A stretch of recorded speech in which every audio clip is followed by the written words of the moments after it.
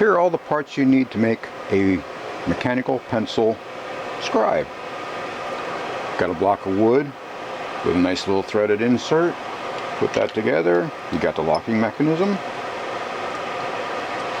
Then you need a mechanical pencil. Of course, you got to secure the mechanical pencil.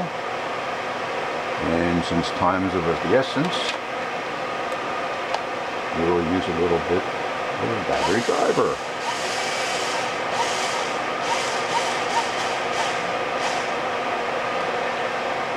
Of course, using electric always pushes the screwdriver or the pencil out of place.